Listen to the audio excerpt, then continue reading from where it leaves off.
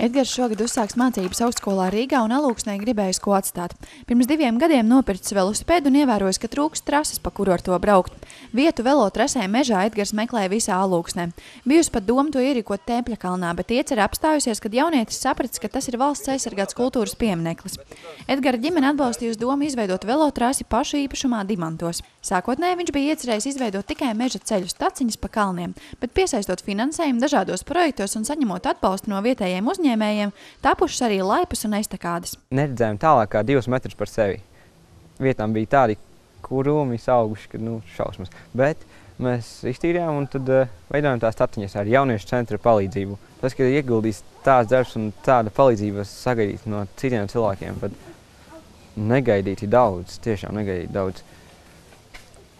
Es pat pats īsti nevaru iedomāties, ka vajadzēs tik daudz darba ieguldīt. Tomēr šis viss ir izveidots.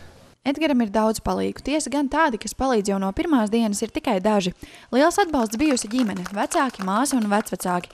Edgara vecmammai Zigrīdai dažādu vides objektu izveidošanā un projektu rakstīšanā pieredze jau bijusi iepriekš, un tāpēc palīdzējusi mazdēlam arī šoreiz ar padomu. Tīri finanses es druscīgi tomēr skatījos līdzi, jo, īstenībā druscīgi bija jāpakorīģē finanses, lai mēs varētu kaut ko iegūt reāli un reāli kaut ko arī paveikt. Projekts ir uzrakstīts bez naglas, bez dēļa. Ja? Tad padomājiet, ka tas viss ir vajadzīgs. Lai reāli trases izveidotu, tas ir smags, grūts darbs. Un jaunieši vēl nav raduši darbam. Tur jau tas grūtākais ir. Viņš nepadomāja par to, ka būs trasē jāstrādā bieži vien vienam. Veloparka izveidē domāts par to, lai te vieta arī mazākiem bērniem un arī dažādiem velosipēdiem.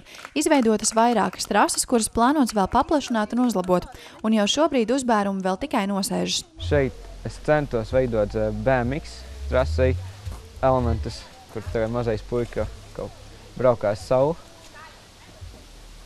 skrejriteni.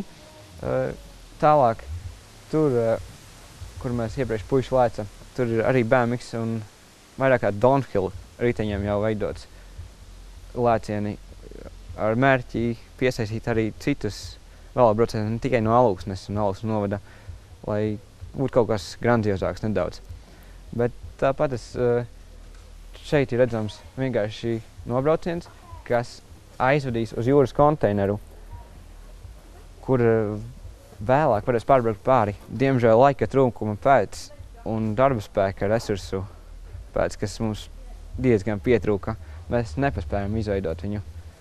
Un tur tālāk tā vieta, kas ir?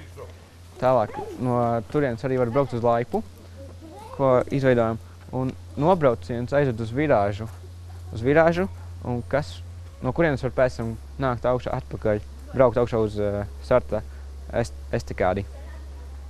Kā arī braucot no tā paša gala, kur ir lielie lēcieni vispārējais. Braucot pa pļaviņu, pļaviņai celiņš, arī var apbraukt apkārt un arī uzbraukt uz šejienes. Un visbeidzamām ir šī nobrauktuve, kas sadalās 2 daļās, kas iespējami iebraukt virāžā un aizved uz tramplīnu beigās, kas noved pie jūras konteinera, kā arī uz ceļu nobraukt ārā un var izbraukt ārā no trases. Pieteikumu vērienīgākajiem no konkursiem, kur iegūts finansējums 2000 eiro apmērā, Edgars rakstījis pavasarī tieši pirms angļu valodas eksāmena. Tad jau bija uzsācis darbu pie trases un vietēja mēroga projektu konkursā iegūst 300 eiro. Man nebija citas izvēles, un es vēlējos izveidot veloparku, kas stipri vairāk nekā, laikam, diemžēl rakstīt angļu valodas eksāmenu. Tomēr viss bija veiksmīgi, un skolu esmu pabeidzis ļoti labi un iestājos augstskolā. Viss kārtībā. Tu tagad iestājies augstskolā, kā būs ar to rudeni šobrīd? Un ar to parku? Šī publiskā velotrase un var nākt jebkurā laikā. Tomēr jūras konteineru sastāšu jauniešiem, kas pēc tam arī pilnveidos trasi un kaut kā izmantos arī paši jūras konteineru savām darba vajadzībām, lai šeit kaut ko pilnveidotu. Un, jā, tie ir jaunieši, kas man palīdzēja veidot šo trasi. No paša sākuma mēs jau te bijām tīrīšanās, būvēšanās, visu arī. Un kāds bija tas darbs? Tagad tā atceroties un skatoties jau gatavu veloparku? Ļoti smags bija, diezgan pūlējāmies visu. Līdz vakariem no rīta atradāmies šeit. Visu vasaru šeit pavadīja? Vairāk vai mazāk. Edgaram vectēvam bija tie darbinieki viņam palīdzēja diezgan ļoti daudz. Tā mēs nebūtu pabeiguši bez viņiem. Liels paldies jāsaka viņiem. Tad jūtāt, ka vajag arī papildus spēkus? Jā, diezgan vieni paši tās taču, kas nespējām stumt neko. Dažādi darbi ir veikti trasē. Dažādi.